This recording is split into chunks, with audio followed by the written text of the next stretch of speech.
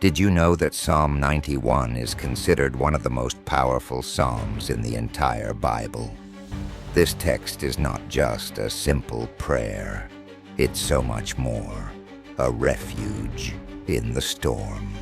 A protective shield for those who place their trust in God. This psalm has been a source of hope and strength for countless believers over generations. And today, we're going to explore its depth together. Share in the comments what Psalm 91 means to you and how it has impacted your life. Do you recite it when seeking peace? Do you use it as a spiritual weapon in times of trial? We want to hear your experience. And while you're here, if you believe in God and enjoy content that strengthens your faith, I invite you to subscribe to the channel right now. You'll find more videos like this, designed to nourish your spirit and help you better understand God's Word. Stay until the end of the video, as we're going to uncover the deepest secrets hidden between the lines of this psalm. We'll see how each verse not only promises protection, but also reveals the loving and protective nature of God. We'll analyze it verse by verse, unraveling every word and applying its teachings to our daily lives. So get ready for a unique spiritual journey, because Psalm 91 is not just an ancient text. It's a living and active source of power that can transform your relationship with God. Let's begin. Verse 1. He who dwells in the secret place of the Most High shall abide under the shadow of the Almighty.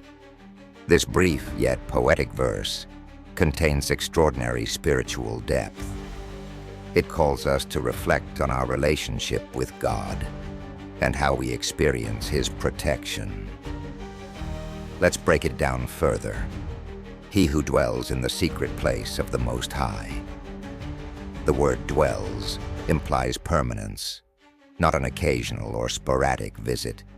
To dwell means to make the shelter of God our constant home.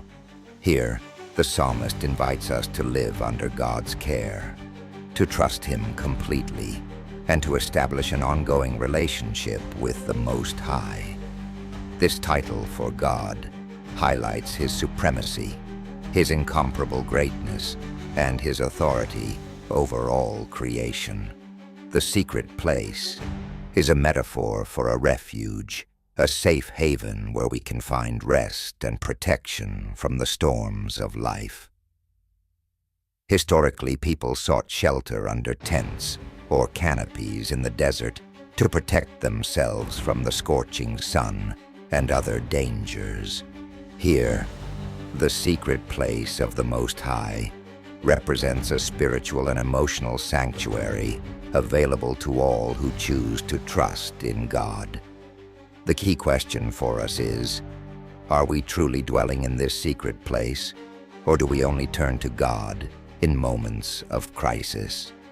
To dwell requires a daily commitment, a life of prayer, constant communion, and seeking His presence, not just when things go wrong, but also in moments of joy and peace, shall abide under the shadow of the Almighty. The idea of abiding under God's shadow complements the image of the secret place. To abide means to remain, to find rest and refuge. The shadow symbolizes protection, refreshment, and peace.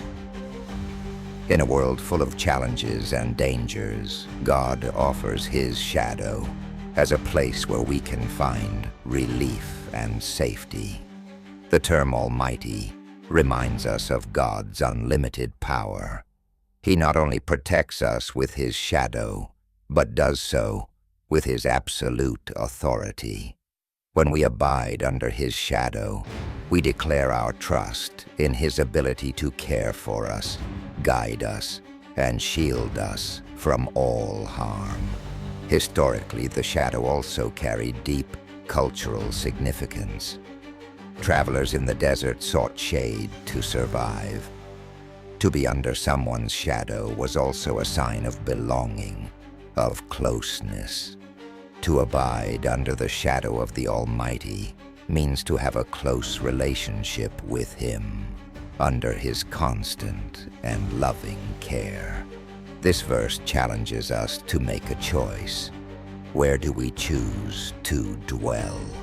In a world full of distractions, where it's easy to rely on our own strength or material things, the psalmist invites us to make God our home, our constant refuge. It's not enough to turn to Him occasionally.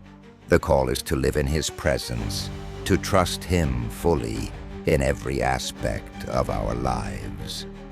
This verse does not promise a life free of problems, but it guarantees that by dwelling in the secret place of the Most High, we will experience His protection and peace, even in the midst of life's storms. It's a reminder that true security doesn't come from external circumstances, but from our connection with the Almighty God. Practical application. Dedicate daily time to prayer and meditation on God's Word. This will help you dwell in His secret place. Reflect on areas of your life where you need to trust God more. Are there fears or worries you need to surrender to Him? Remember that dwelling under His shadow is not a passive act. It requires an active pursuit of His presence. This verse leaves us with one certainty: God is our safe refuge. When we choose to live in His presence, we experience His protection, His peace, and His love in a transformative way. Verse 2. I will say of the Lord, He is my refuge and my fortress, my God, in Him I will trust. This verse is an expression of total trust and devotion to God. The psalmist does not speak in a general or theoretical way. Instead, he addresses God directly in a personal and intimate tone. Every word is rich with meaning, and when we examine it more closely, we find a powerful message for our spiritual lives. I will say of the Lord begins with a bold declaration. Speaking directly to the Lord, using His personal name, emphasizes the closeness of this relationship. The use of I highlights that this trust is an individual choice, a personal commitment. It is not inherited or imposed. It is a conscious decision to approach God as someone near, accessible, and willing to listen. This challenges us to examine our own relationship with God. Do we speak to Him as our close Father, or do we see Him as distant and disconnected from our lives? My refuge is a proclamation of faith. This refuge is not a vague wish or illusion, but a solid confidence in God's character and promises. By calling Him my refuge, the psalmist acknowledges that his trust is not in his own abilities, circumstances, or human solutions, but solely in God. This phrase also implies resting in the future, knowing that God is faithful to fulfill His promises. What does this mean for us? That in the midst of our struggles and fears, we can find peace by remembering that our hope lies in a God who never fails. My fortress reinforces the idea of divine protection. In ancient times, fortresses were imposing structures that provided refuge and security during attacks. Referring to God as my fortress tells us that God is an impenetrable defense, a place of safety where nothing can harm us. This symbolism also emphasizes God's stability. A well-built fortress is firm and unshakable, a perfect image of the eternal protection that God offers to those who trust in Him. This invites us to reflect on where we seek security in our lives. In fleeting things like money, power, or human relationships, or in the eternal God who never moves or changes. My God, in Him I will trust, concludes the verse with a statement of complete confidence. It is not just God in a general sense. It is my God, a personal affirmation of belonging and relationship. This is a God with whom the psalmist shares a profound, intimate connection based on trust. In Him I will trust is not an expression of doubt, but one of certainty. Trusting in God is not something momentary or conditional. It is a daily decision to rely on Him in everything. This verse challenges us to ask ourselves, are we living with this same trust and devotion? Can we say to God that He is our refuge, our fortress, and our source of security at all times? This kind of faith is not passive.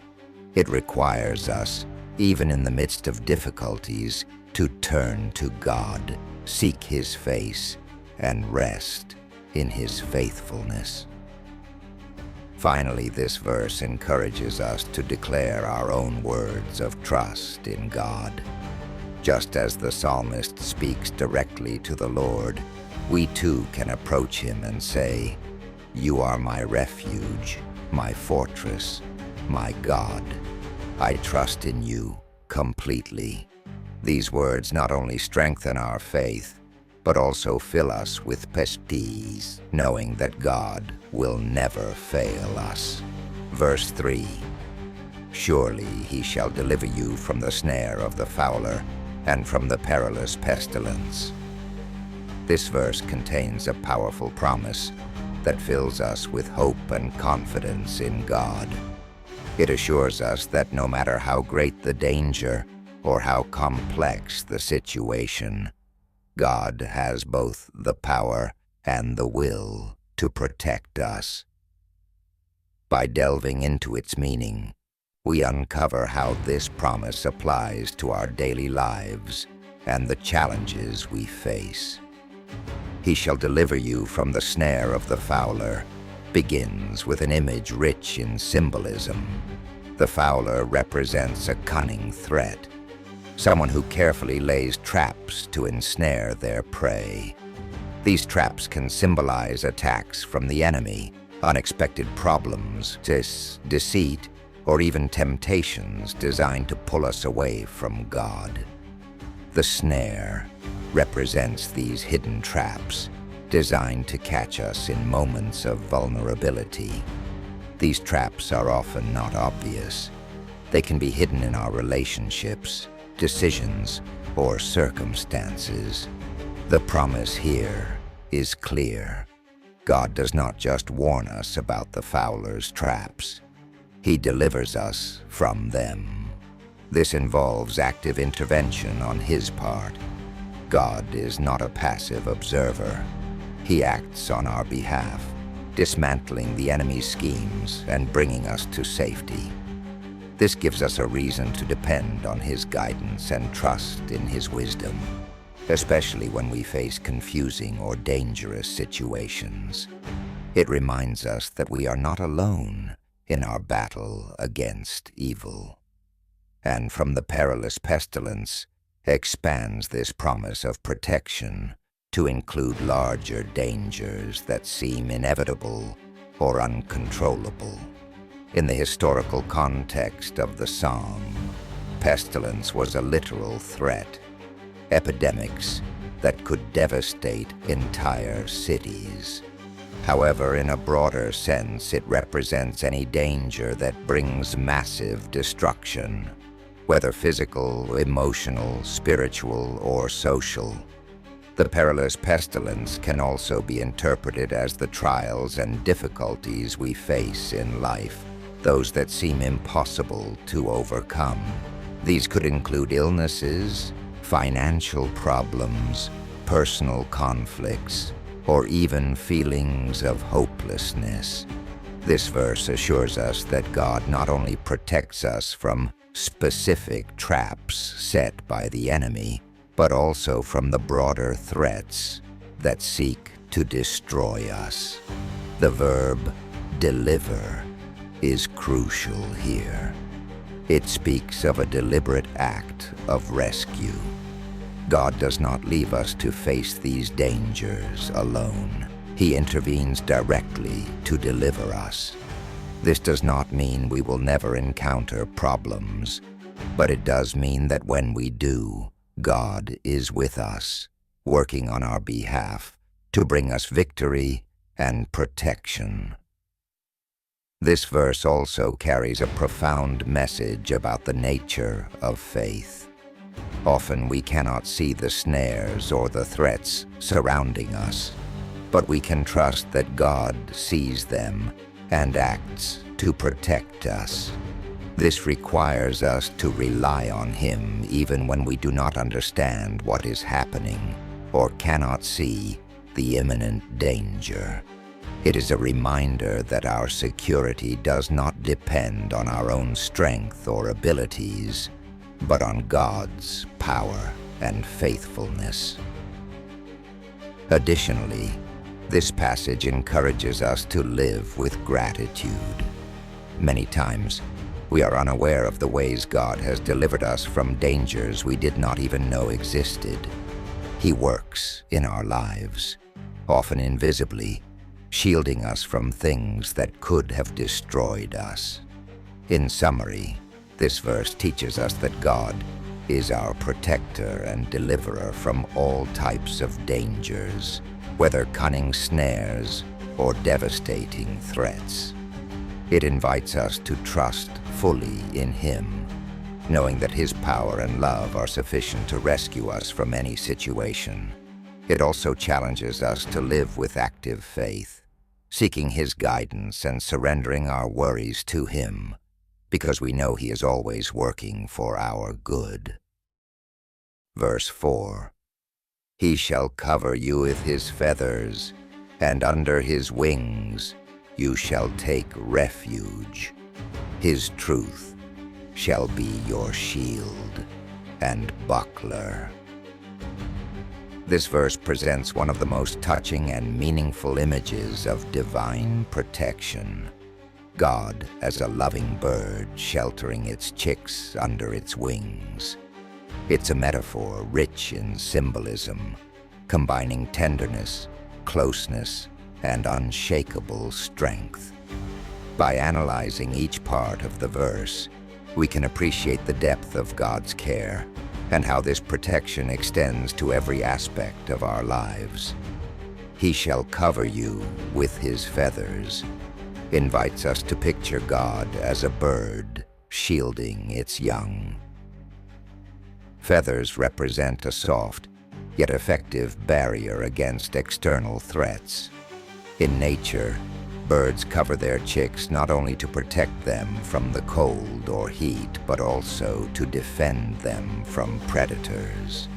This image speaks of a God who doesn't just protect us with His power, but does so with love and gentleness.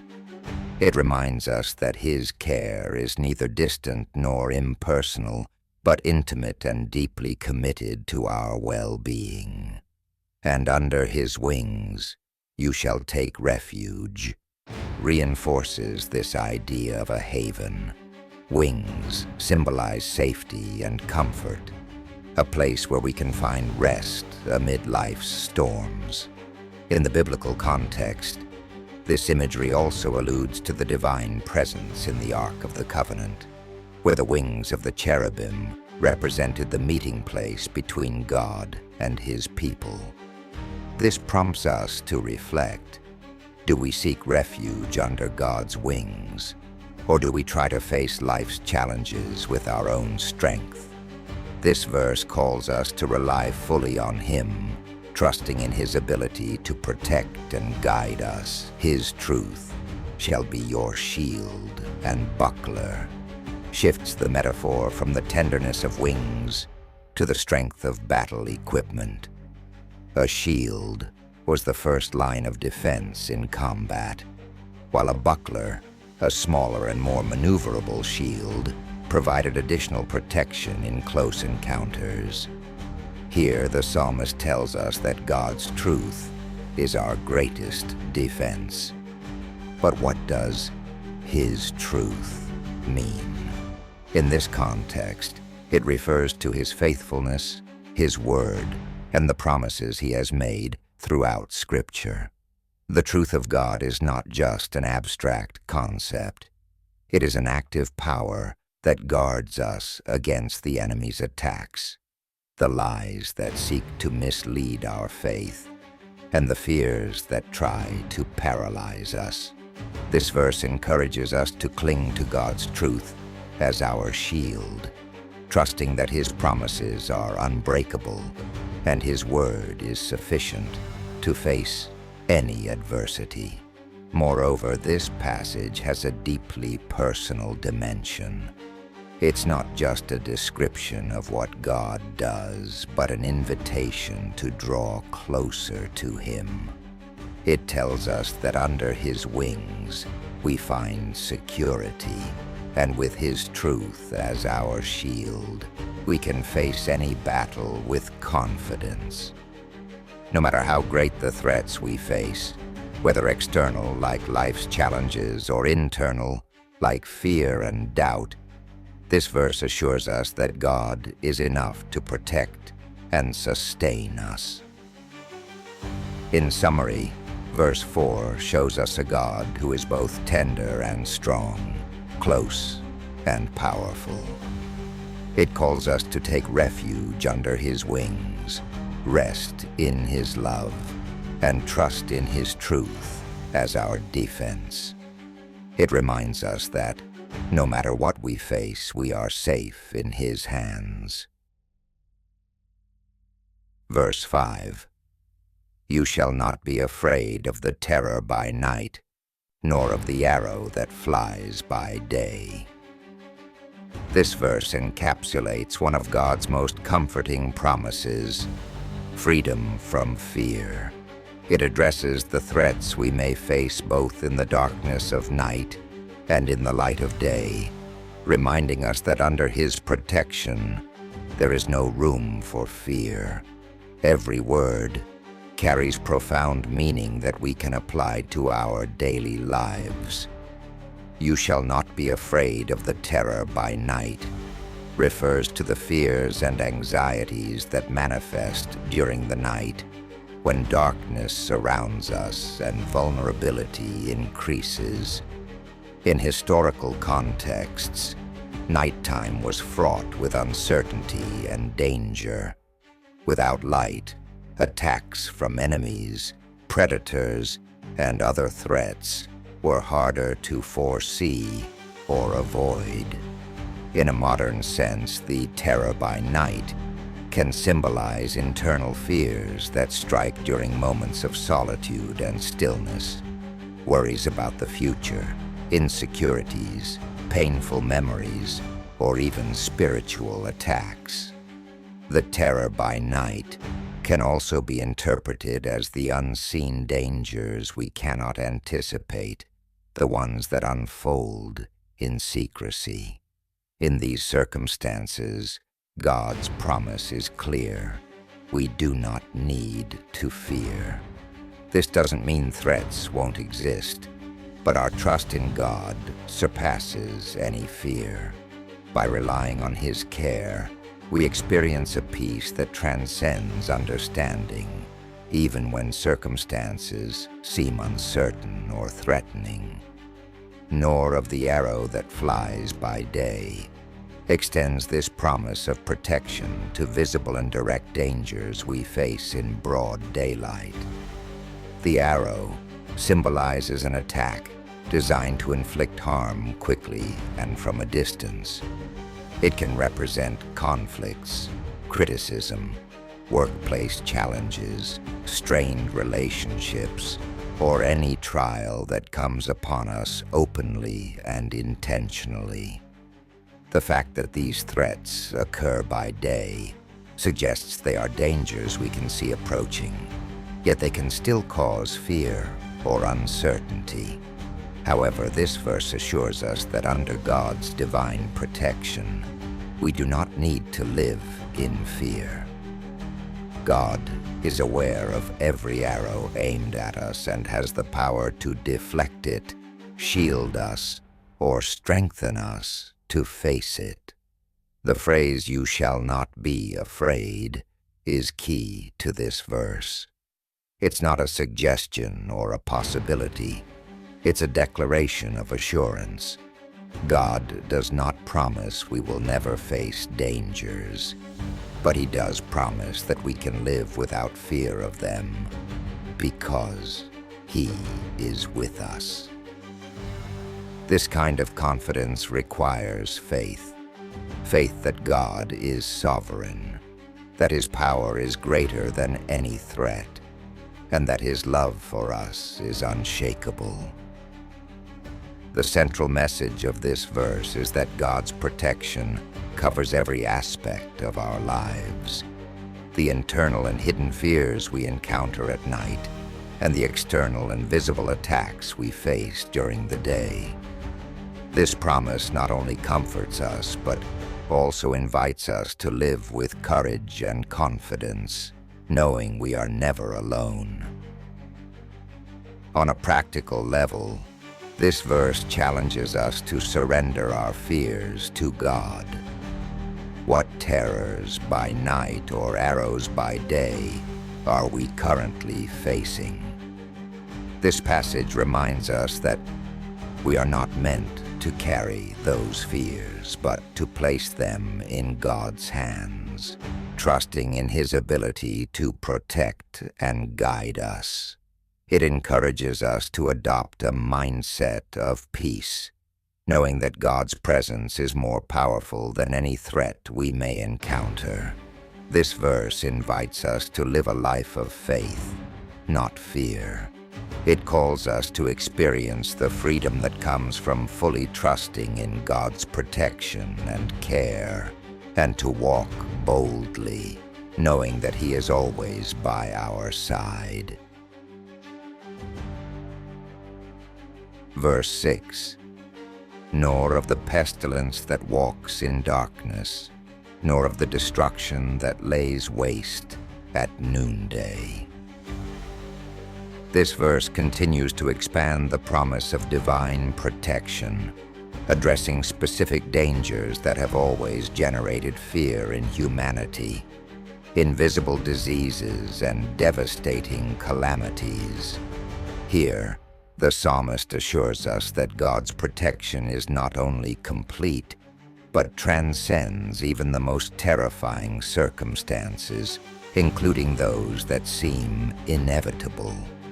"Nor of the pestilence that walks in darkness" describes a silent, invisible, and hard-to-detect threat. The word pestilence refers to contagious diseases or epidemics which have historically caused great devastation to humanity. The phrase, "that walks in darkness," highlights its hidden nature. A danger that lurks unseen and can strike without warning. In ancient times, the lack of medical knowledge and resources made epidemics especially feared. But even in the modern world, diseases remain a stark reminder of human vulnerability. The promise in this verse is that God is aware of these hidden dangers.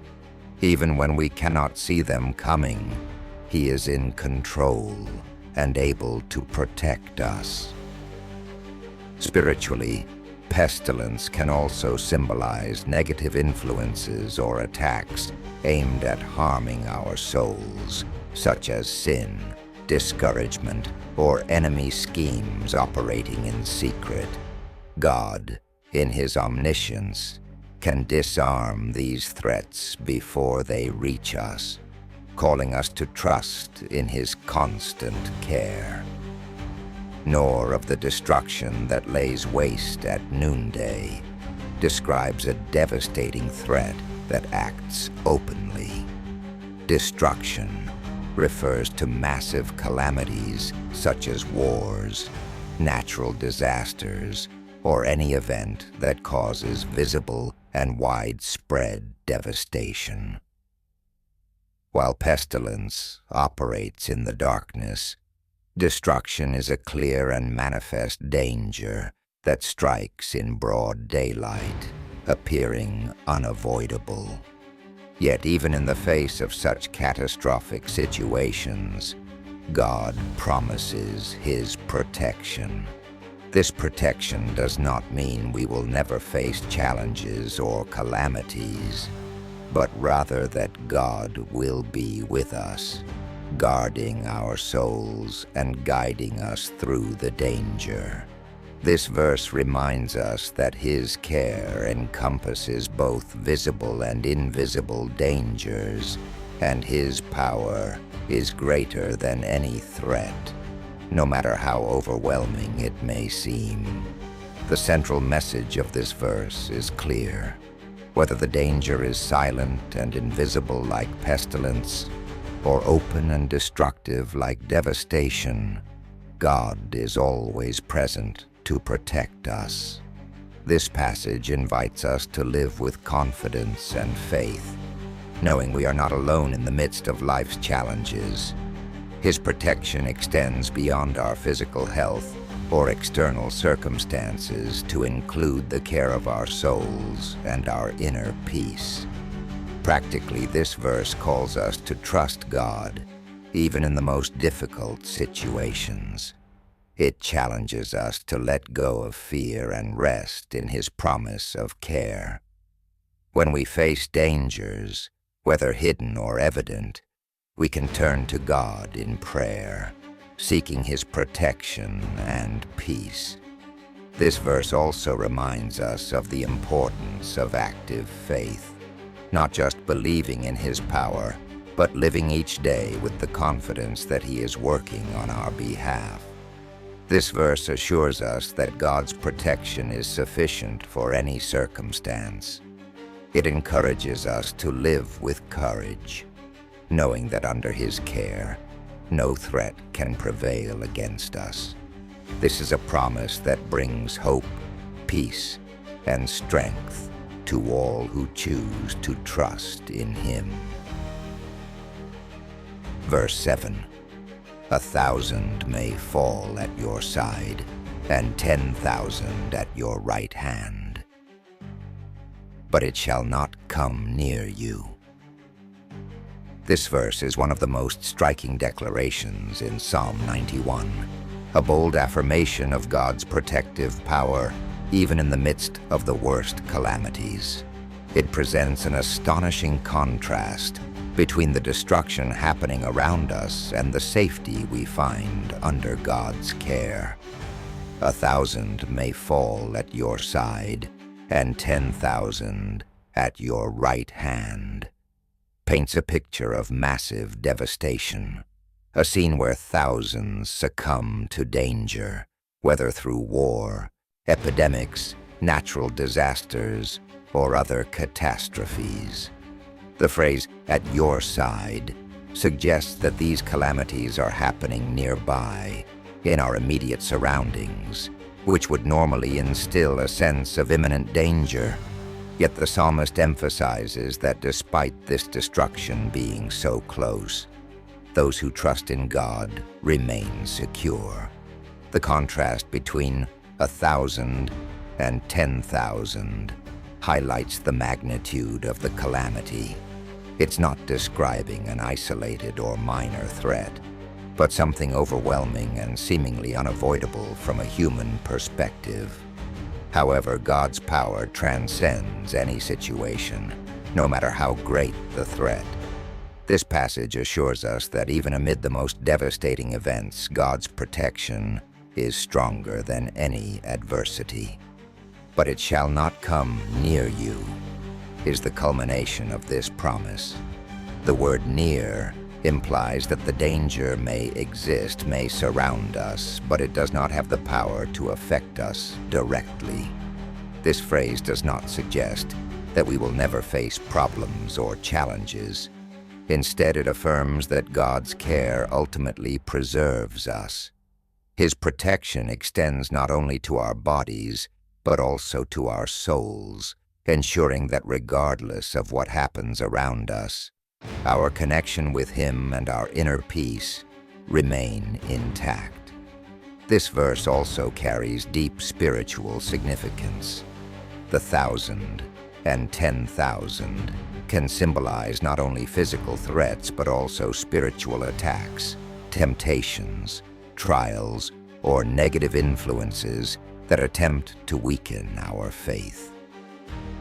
The promise that it shall not come near you reminds us that being in communion with God shields us from anything that tries to harm us or separate us from His love. Practically, this verse calls us to live with firm confidence in God, even when the world around us seems to be falling apart.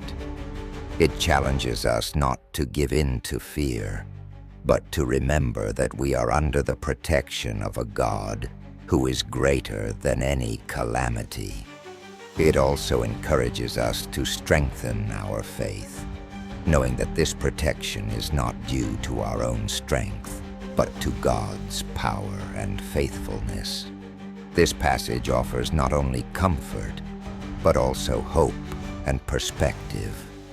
It reminds us that, though the world is full of dangers and challenges, our safety does not depend on external circumstances, but on our relationship with God. By trusting in Him, we can face any situation with peace and courage, knowing that His protection is unwavering. Verse 8, "Only with your eyes shall you look and see the reward of the wicked." This verse marks a shift in the psalmist's focus, inviting us to reflect on divine justice. Here we are assured that those who trust in God will witness how He enacts justice, while those who choose a path of wickedness face the consequences of their actions. This message reinforces the idea of divine protection and highlights God's sovereignty and righteousness. "Only with your eyes shall you look," places us as observers of God's work. This statement is not a mere possibility, it is a certainty. The word "only" emphasizes that this is something that will happen, a reminder that God's protection and justice are not abstract concepts, but tangible realities that will manifest in His perfect timing. With our own eyes, we will witness how God acts, not only to protect us, but also to execute His justice. This phrase also implies a position of safety. To look at something means we are outside the reach of danger, reinforcing the promise that those who trust in God will be secure, even as His justice unfolds. This assurance gives us confidence that, even when facing difficult situations or seeing wickedness temporarily prosper, God is in control and His justice will prevail. "And see the reward of the wicked" speaks of divine justice applied to those who have rejected God and chosen a path of wrongdoing. The reward here is not a positive outcome. It is the inevitable consequence of their actions, the result of living in opposition to God's will. This verse assures us that God does not overlook wickedness or injustice. Even if the wicked seem to thrive temporarily, His justice is inevitable and perfect. For those who trust in God, this verse offers hope. It reminds us that, while the world may be filled with wickedness and suffering, these will not prevail. God is in control, and in His time, He will make all things right. This does not call us to rejoice in the punishment of the wicked, but to trust that God will address all that seems unjust or out of place. This passage also challenges us to examine our own lives. The mention of the reward of the wicked invites us to reflect on our choices and ensure we are living in alignment with God's will. Beyond observing His justice in others, we are called to seek His guidance in our own lives, allowing His grace and love to lead us. This verse calls us to trust in God's perfect justice. Even when we encounter situations that seem unfair or see wickedness thrive temporarily, we can rest in the certainty that God sees all and acts according to His wisdom and timing. For those who live under His protection, this verse serves not only as a reminder of safety, but also as an invitation to walk in faith and confidence. Verse 9, because you have made the Lord, who is my refuge, even the Most High, your dwelling place. This verse reveals the foundation of all the previous promises, the personal choice to fully trust in God and make Him our dwelling place. Here, the psalmist highlights that divine protection, peace, and security are not automatic, but are connected to our decision to live in an intimate and ongoing relationship with the Most High. This act of trust transforms our lives, allowing us to experience His care in a profound and personal way. Because you have made the Lord, who is my refuge, begins with a clear affirmation. God's blessings are a direct consequence of our decision to trust in Him.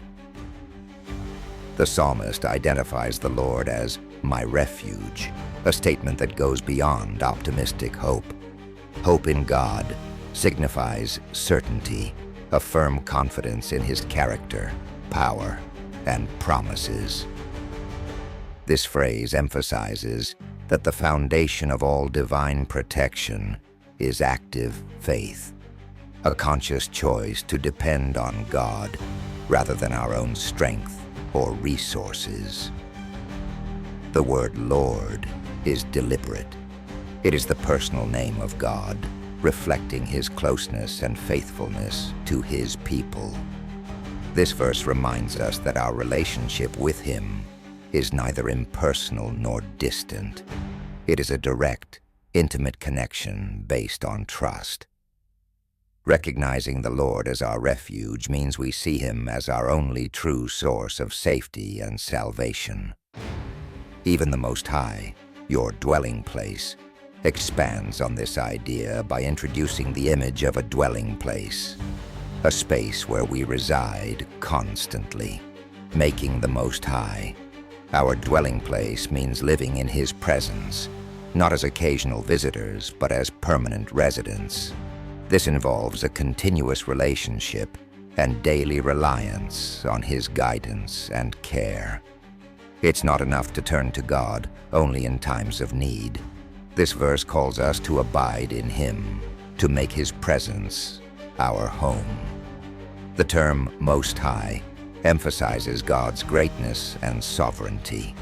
By choosing to make the Most High our dwelling place, we acknowledge that His power is above any circumstance, that His authority is supreme, and that His care is sufficient for our lives.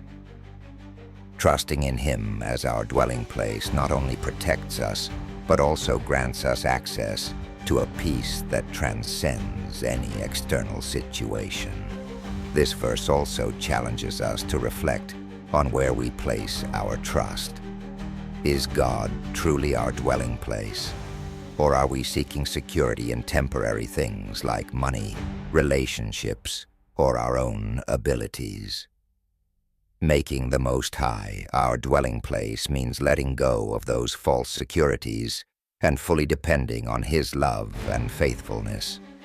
On a practical level, this passage invites us to cultivate a daily relationship with God through prayer, meditation on His Word, and seeking His will.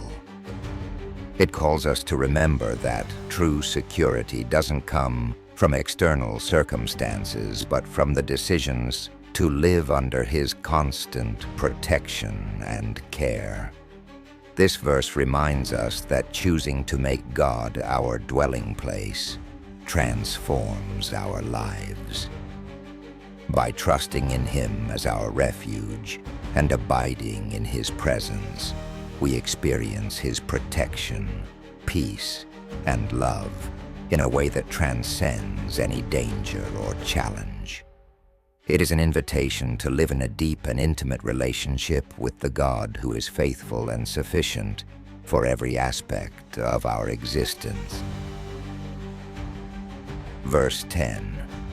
No evil shall befall you, nor shall any plague come near your dwelling. This verse is one of the most comforting promises in Psalm 91.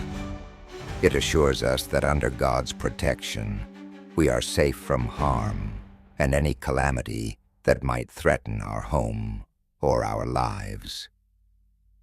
Though we live in a world full of uncertainty, this passage invites us to rest in the certainty that God is our secure and faithful refuge. No evil shall befall you is a direct and powerful statement.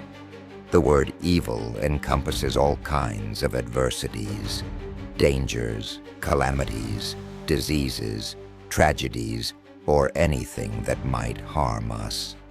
However, this verse does not suggest that believers are exempt from challenges or difficulties. Instead, it emphasizes that ultimately none of these things can defeat us or separate us from God's care.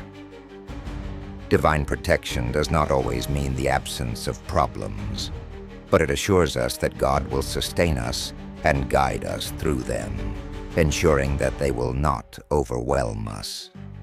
The phrase, "shall not befall you," implies that any danger we face is under God's sovereign control. Nothing can reach us without His knowledge or permission. This gives us profound security, knowing that we are in the hands of a God who is both loving and all-powerful. Even in moments of difficulty, we can trust that He is working for our good, protecting our souls and strengthening our faith. Nor shall any plague come near your dwelling expands this promise of protection to our homes and loved ones. The plague symbolizes threats that may seem uncontrollable, such as diseases or disasters. This verse assures us that under God's protection, our home is covered by His care. This does not mean that we will never face challenges, but it does mean that God is present in the midst of them, protecting us in ways beyond what we can see or understand. The word dwelling also holds deep spiritual significance. It refers not only to our physical house, but also to our place of rest in God. If we have made the Most High our dwelling, as the previous verse states, we can trust that He guards not only our lives, but also the place where we reside. This imagery reinforces the idea that His protection is complete. covering both the physical and spiritual aspects of our lives. This verse invites us to reflect on our faith and trust in God. In a world full of visible and invisible dangers, are we truly resting in His promise of protection? This passage challenges us to surrender our fears to God and trust that He is capable of shielding us from any harm that seeks to reach us. Practically, this verse calls us to live with active faith. This includes seeking God daily, praying for His protection over our lives and homes, and remembering that even when we face challenges, His care is constant and unshakable. It also encourages us to be grateful for His protection, recognizing that He often shields us from dangers we are not even aware of. This verse assures us that God is our protector, and His care extends to every aspect of our lives. It invites us to live with confidence, knowing that under His refuge, no threat has the power to separate us from His love and purpose for our lives. This promise brings peace, hope, and strength, even in the midst of life's most difficult situations. Verse 11. For He shall give His angels charge over you, to keep you in all your ways. This verse reveals an awe-inspiring aspect of divine protection, the assignment of angels to care for those who trust in God. It's an extraordinary promise that reminds us we are never alone on our journey through life. In His love and care, God has appointed celestial beings to watch over us every step of the way. For He shall give His angels charge over you demonstrates that God commands a heavenly army and uses His angels as agents of protection for His children. Angels do not act on their own, but under God's direction and command. This highlights His sovereignty and personal care. Every angelic intervention is an expression of His will and desire to protect and guide us. The fact that God gives charge to His angels on our behalf emphasizes how important we are to Him. We are not forgotten or neglected creations. On the contrary, we are the focus of His constant love and care, so much so that He mobilizes celestial beings to safeguard us. This act reflects not only the greatness of His power, but also the depth of His interest in our lives. Over you indicates that this protection is personal and individual. Angels are not assigned generically. They are specifically tasked with watching over each of us. This gives us the assurance that God knows our particular needs, struggles, and the specific dangers we face. Every action of these angels is designed to fulfill God's purpose in our lives. To keep you in all your ways expands the scope of this protection. It is not limited to specific moments or places. The angels keep us in all our ways. This means that no matter where we are or what we are facing, divine protection is with us. Whether we are experiencing peace or enduring difficulty, we can trust that God has appointed His care for every step we take. The phrase, "in all your ways," also implies a spiritual dimension. It does not only refer to physical paths we walk, but also the path of life, our decisions, our purpose, and our relationship with God. The angels are there to protect and guide us on our spiritual journey.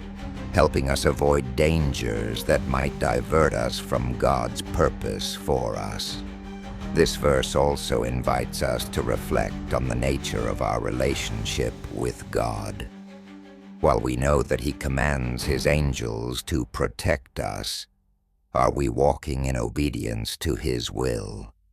This protection is not a license to live carelessly or irresponsibly, but an invitation to trust His guidance and seek His direction in everything we do.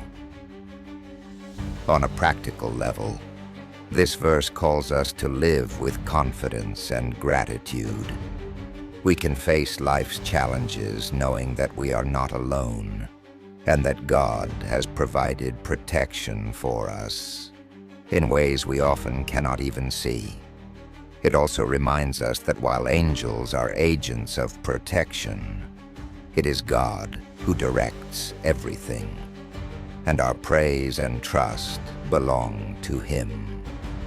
This verse assures us that God's care is active, constant, and deeply personal. It invites us to rest in His promise of protection, knowing that at every step of our lives, we are surrounded by His love, power, and purpose. Verse 12, "In their hands they shall bear you up, lest you dash your foot against a stone." This verse presents a touching and detailed image of divine intervention through angels. It shows how God's protection not only shields us from great dangers, but also takes care of the smallest details of our lives. This meticulous care highlights God's love and personal concern for each of us. "In their hands they shall bear you up" speaks of direct and tender protection. The angels are not merely passive guardians, but are actively willing to intervene to prevent harm. The image of being carried in their hands suggests extreme care, like a parent lifting a small child to prevent them from getting hurt. This gesture reinforces the idea that God is not distant, but sends His messengers to be intimately involved in our lives, protecting us during moments of vulnerability. "Lest you dash your foot against a stone" reminds us that divine protection extends not only to significant calamities, but also to the small obstacles and daily dangers we face. Tripping over a stone may seem insignificant, but this verse assures us that God cares even about these minor difficulties. It serves as a reminder that nothing in our lives escapes His attention and care. In a spiritual sense, this stumbling can represent temptations, mistakes, or distractions that try to divert us from our path in life. The angels protect us not only from physical dangers, but also from spiritual risks, helping us stay steadfast in our faith and in the purpose God has for us. This verse also invites us to reflect on our willingness to accept this protection. At times, we may try to face everything on our own strength, forgetting that God offers us His constant help.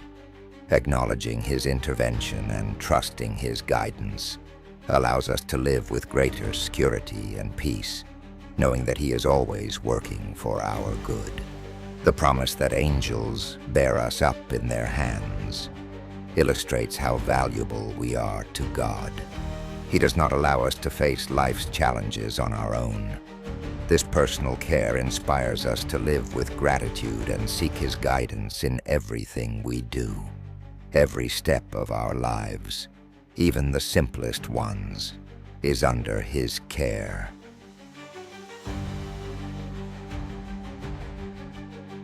Verse 13, "You shall tread upon the lion and the cobra, the young lion and the serpent, you shall trample underfoot." This verse uses powerful and symbolic imagery to describe the victory and authority that God grants to those who trust in Him. The psalmist introduces feared and dangerous animals as metaphors for the enemies and challenges we face in life, assuring us that with divine protection, we have the power to overcome and prevail against them. "You shall tread upon the lion and the cobra" highlights two of the most intimidating dangers the psalmist could imagine in his time. The lion, symbolizing strength, ferocity, and open attacks, and the cobra, a venomous snake representing cunning, deceit, and hidden threats. Both creatures personify the challenges we encounter, those that are visible and those lurking in the shadows. To tread on them signifies not just protection, but also victory and dominion over these dangers. It's not merely escaping harm, but facing and overcoming it with God's help. "The young lion and the serpent you shall trample underfoot" amplifies this image of triumph. The young lion may symbolize enemies in their early stages, while the serpent, or dragon, represents a greater, more mythical threat, something seemingly invincible from a human perspective. By mentioning both ends of the spectrum, this verse encompasses all kinds of challenges, from small ones that can grow if left unchecked, to vast, seemingly insurmountable obstacles. The word trample conveys deliberate and decisive action. We are not merely stepping over these threats, we are exercising authority over them. This reflects the confidence and power that God grants His children, not based on our own strength, but on His support and active presence in our lives. Spiritually, the lion, cobra, and serpent can represent the enemy of our souls, Satan and his schemes. This verse reminds us that with God's protection and power, we have the ability to resist and defeat any spiritual attack, whether overt or subtle.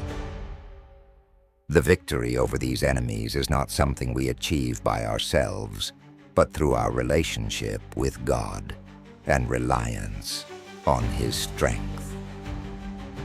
This verse is also an invitation to live courageously.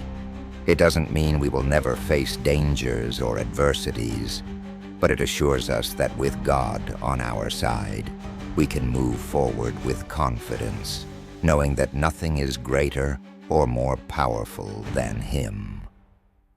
We do not need to fear, because God has equipped us to face any challenge that comes our way. Finally, this passage encourages us to reflect on how we approach life's challenges. Do we feel overwhelmed by visible and invisible threats? Or do we trust that God has already granted us victory? This verse calls us to walk in faith and exercise the authority we have as God's children, knowing that no force, no matter how great, can prevail against us when we are under His protection. Verse 14, "Because He has set His love upon me, therefore I will deliver him. I will set him on high, because he has known my name." This verse shifts the tone of the psalm, presenting God's direct words. Here, the Lord Himself speaks, reaffirming His promise of protection, deliverance, and exaltation for those who love and trust Him. It is an intimate and personal declaration that reveals God's heart toward those who seek a relationship with Him. "Because He has set His love upon me" is a profound affirmation. God identifies the believer as someone who has consciously and willingly chosen to love Him, This love is not merely an emotional reaction, but a sincere and active commitment to seek God, trust in Him, and prioritize His presence in daily life. This verse reminds us that our relationship with God is reciprocal. When we love Him, He responds with unwavering care and attention. Therefore, I will deliver him is a direct and personal promise. God vows to intervene and rescue those who have placed their love and trust in Him. The word deliver implies not just protection, but also rescue from difficult situations, dangers, or adversities. This assures us that God is not indifferent to our struggles. He is willing to act on our behalf when we face challenges that seem insurmountable. I will set him on high emphasizes the idea of exaltation and honor. God promises to elevate those who love Him, placing them in a position of safety and dignity. This expression can be interpreted as an act of protection, lifting the believer out of harm's reach, but also as recognition of their faith and love. God not only protects, but also honors and blesses us because of our relationship with Him. Because He has known my name highlights the importance of personally knowing God. In the Bible, God's name represents His character, His power, and His essence. To know His name is not merely to be aware of who He is, but to have an intimate relationship with Him, to understand His will, and to trust fully in His nature. This knowledge is the foundation of the trust and love the believer places in God. This verse invites us to reflect on our relationship with God. Are we actively loving Him with all our heart, soul, and mind? Are we seeking to know Him more deeply, to understand His character and His will for our lives? The promise in this verse is tied to our choice to love and know God, encouraging us to cultivate a deeper relationship with Him. Additionally, this passage brings hope and security. It reminds us that God is not watching us from a distance, but is deeply involved in our lives, ready to deliver, protect, and elevate us in any circumstance. This promise is not contingent on our abilities, but on our willingness to love and know Him. It is a call to live confidently, knowing that God is faithful to His promises. Verse 15, He shall call upon me, and I will answer him. I will be with him in trouble. I will deliver him and honor him. In this verse, God reveals His personal and intimate commitment to those who trust in Him. It is a declaration that assures the believer they are never alone, even in the darkest moments of life. Each phrase reinforces the direct relationship between God and those who seek Him, showing His readiness to listen, intervene, and honor those who depend on Him. He shall call upon me, and I will answer him, is a promise of unbreakable communication.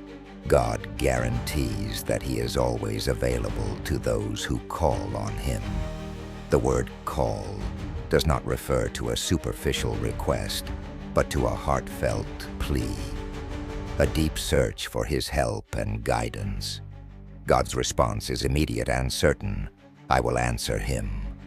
This reflects His closeness and concern for every detail of our lives, no matter how big or small our cry may be. God listens and acts. I will be with him in trouble assures us that God not only responds to our prayers, but is also present in the midst of our difficulties. He does not promise that we will never face trouble, but He does promise His constant presence during those times. His presence brings comfort, strength, and hope, reminding us that we do not face our struggles alone. This statement underscores God's faithfulness. He is with us, not as a distant observer, but as an active and loving support. "I will deliver him," reaffirms the promise of deliverance. God does not merely accompany us in our troubles, He also acts to rescue us. Deliverance can be physical, emotional, spiritual, or all of these, depending on our need. This act of God is neither generic nor impersonal. It is a specific and personalized intervention for those who trust in Him. The certainty that He will deliver us provides hope in the midst of any adversity. "And honor Him," concludes the verse with a promise of exaltation and restoration. God not only rescues His people, but also elevates them. This honor can be seen as a recognition of our faith and trust in Him, a tangible blessing that demonstrates His favor. It is also an expression of His desire to restore what has been lost, to transform our trials into testimonies, and our struggles into victories. This verse invites us to reflect on how we respond to difficulties in our lives. Do we call on God with confidence, knowing that He always listens? Do we recognize His presence in the midst of trouble, even when we cannot see an immediate solution? This passage reminds us that our relationship with God is an inexhaustible source of comfort and strength, and that His response, His presence, and His deliverance are always guaranteed for those who sincerely seek Him.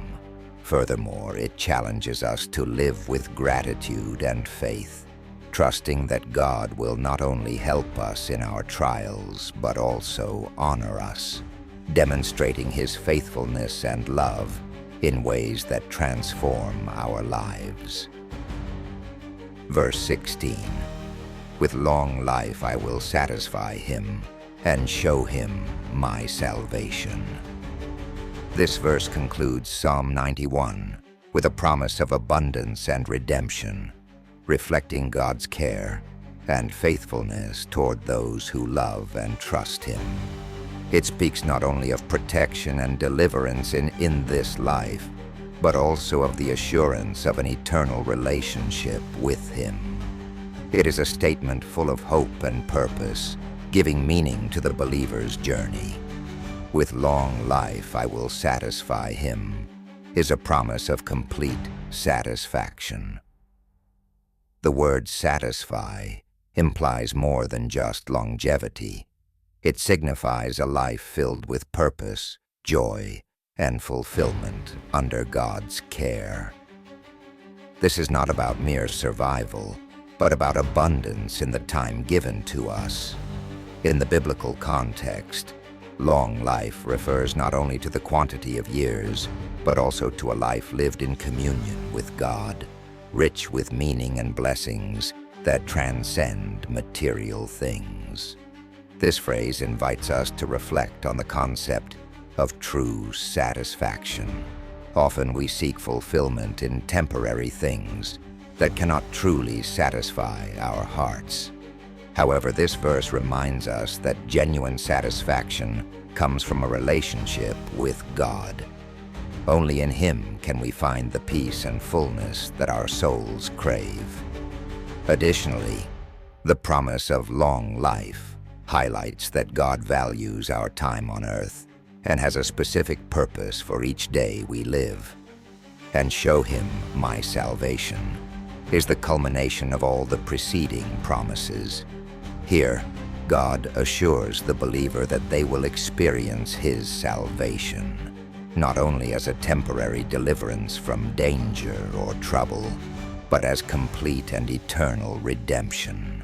Salvation encompasses both protection in this life and the guarantee of eternal life in His presence. It is the ultimate act of God's love and grace, revealing His desire to reconcile with us and provide us with a glorious future. The verb show implies revelation. God does not merely grant his salvation. He allows us to experience and understand it. This includes both spiritual salvation through a relationship with him and the manifestation of his care and faithfulness in our daily lives. Every act of deliverance, every divine intervention is a tangible reminder of his saving power. This verse challenges us to live with gratitude and purpose. Are we recognizing the fullness that God offers, or are we seeking satisfaction in things that cannot truly fulfill us? Are we living with the assurance of his salvation, letting this truth transform our perspective on life and the challenges we face? This passage calls us to trust fully in God, knowing that his salvation is the greatest gift we can receive. In this conclusion to Psalm 91, God assures us not only of his protection and sustenance, but also of an eternal relationship with him.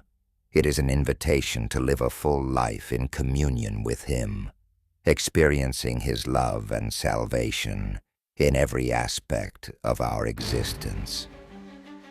This verse reminds us that, in the end, our hope is in a God who keeps his promises and leads us toward a life of purpose and everlasting joy. Don't forget to like this video and share it with your loved ones. If you haven't already, subscribe to the channel to continue discovering the wonders of God's Word. And before you go, I invite you to watch this video now, appearing on your screen. If you want to understand what the Bible says about the story of Lucifer, click on it. You'll uncover a unique perspective on his story, as no one has ever explained it before, and realize that things are not always as they seem. Remember to support this content with a like and share this message of faith with your family and friends. Blessings to you, and may God fill you with his peace.